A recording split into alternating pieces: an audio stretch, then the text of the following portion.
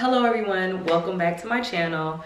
I'm gonna try to get through this video without getting too emotional, but as you can see from the title, my business failed.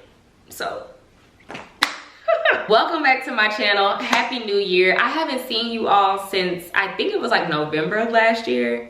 So let me know in the comments, how have you all been? I miss YouTube so much. Now that it is May, I am planning on being super consistent. I have so much to say, so much to talk about. Today we are going to talk about how my business failed. I felt like this was the perfect video to start with because I wanted to let you all in on what's going on in my life. So as you see some of my other videos that I have planned, you'll already know kind of what has happened. I'm not gonna say I failed at entrepreneurship altogether, but that business did fail. And I'm actually very happy about it. I'm so glad to close that chapter of my life out. I was very miserable. In this video, we are going to talk about just what I did wrong, some takeaways from the business, and what is planned for me right now. Okay, so this is not sponsored, but if you're interested in getting this hair, this is from my sister's hair company, Red Ribbon Extensions.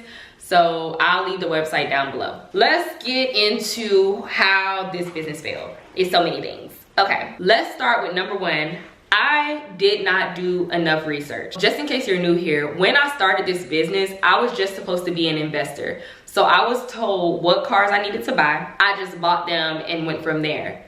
What I wish I would have done was my own research, because I would have known that the cars that I got were not the best cars to get. For one, I should have done more research on the car market back in 2022. At the time, there was a chip shortage, so cars were very expensive. And in my head, I'm thinking, well, maybe that's just the car market. But now prices have drastically decreased. All of my cars, I'm upside down by at least 50%.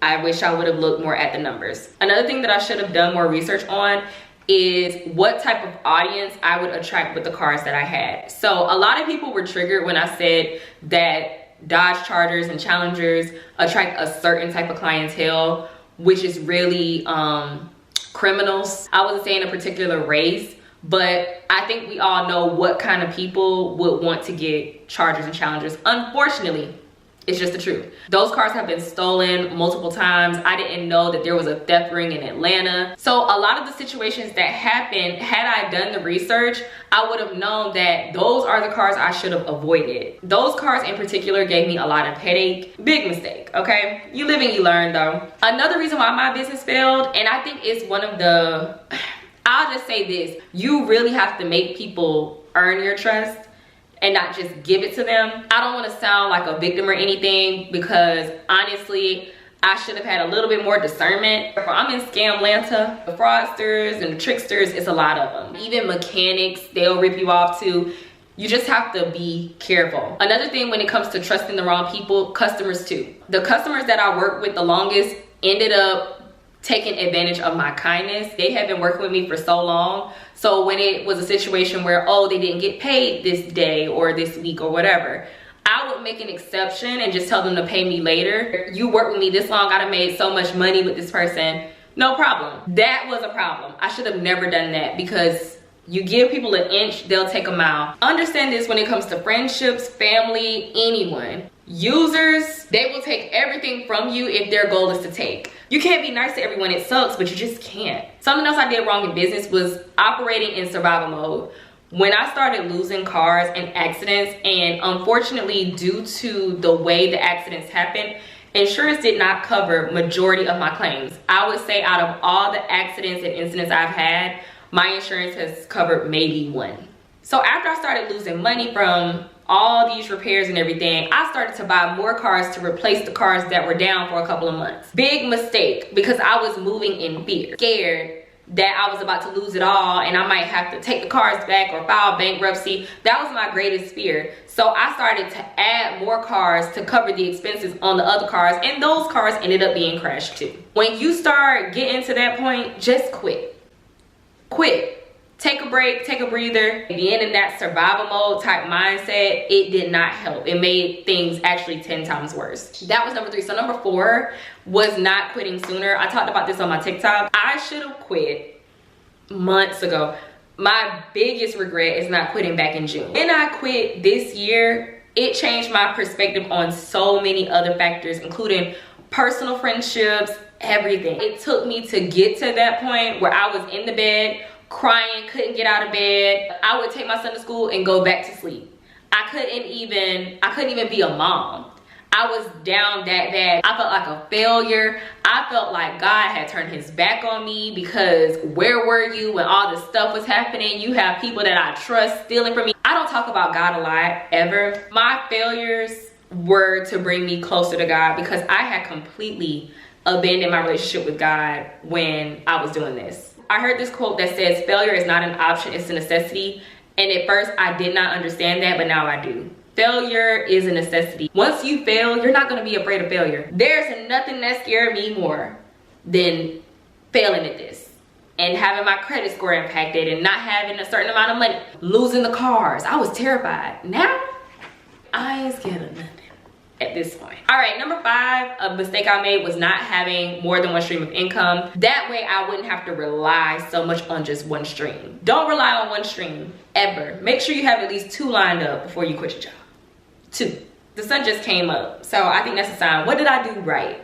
What are the good things or some takeaways I got from this? Number 1, I do believe in leveraging other people's money / leveraging debt if you do it in a very strategic way and you don't over leverage. I used the snowball method by Dave Ramsey to become debt free. I would say that that was very nice, to not have any debt, any loans. But now that I see that you can make money from leveraging debt, I just say do it carefully. Number 2, I definitely learned how to be a tougher person. I feel like I was always a tough person. This business definitely gave me a backbone that I really needed to go into the next level. So whatever it is that's coming next, I'm gonna be prepared. Number 3, I will say that I love the freedom for working for myself. I don't see myself driving in a bunch of traffic to go to work unless it's something that I really enjoy doing. I heard someone say years ago that they would rather make 50K a year as an entrepreneur than 100K a year at a job.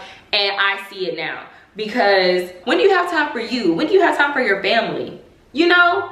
So it's nothing wrong with working 9 to 5s. I'm not talking about that. If you like your job, nothing wrong with that. I'm not knocking it. What I'm saying is, for me, I did like the freedom of being able to wake up kind of when I felt like it and go out and run my errands when no one was outside, because Monday through Thursday everything is empty, but then on Friday, Saturday, Sunday everything is packed. I don't even do stuff on the weekends anymore. It's almost just crazy how they set up this system. Number 4, I learned about taking risks. I know that we really boost up.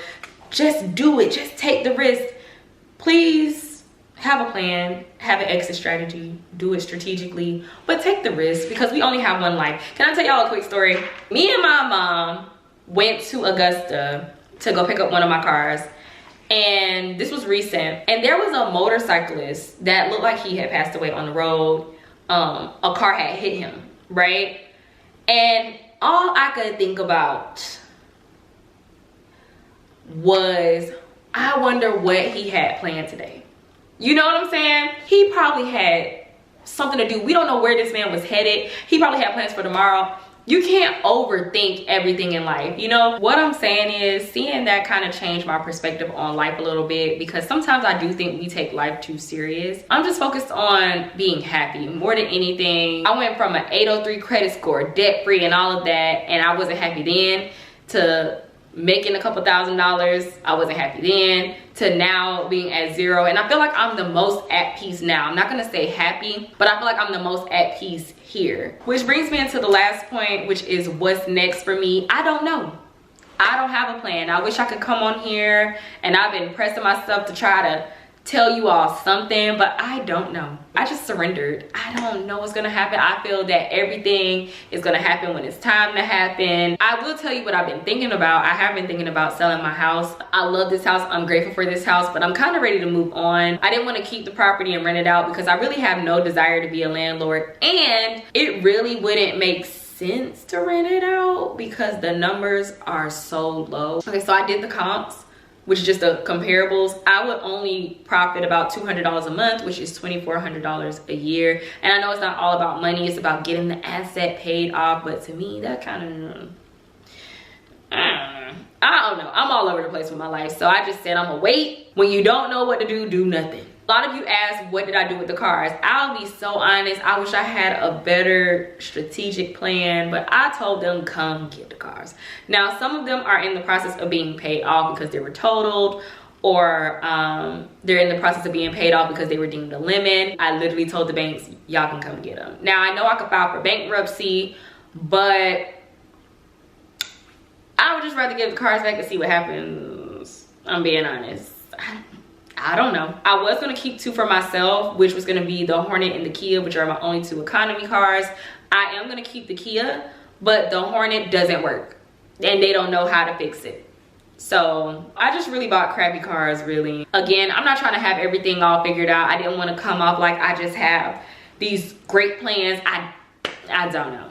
I don't know. So just pray for me. I'm just remaining hopeful. I've been doing renovations. As you can see, I painted my wall and I did little things just in case I do decide to sell, so I could just pack up and move out. Just going with the flow, really. But that is really all that I have for you today. Let me know in the comments if you have any questions. If you are interested in doing the Turo rental car business, I am not saying that it's not profitable. I don't recommend private. I don't really know anyone doing private rentals that's just killing the game. Personally, I don't know them, but I think that Turo could be profitable. So don't let my experience turn you off. This is just my experience. It was not meant for me.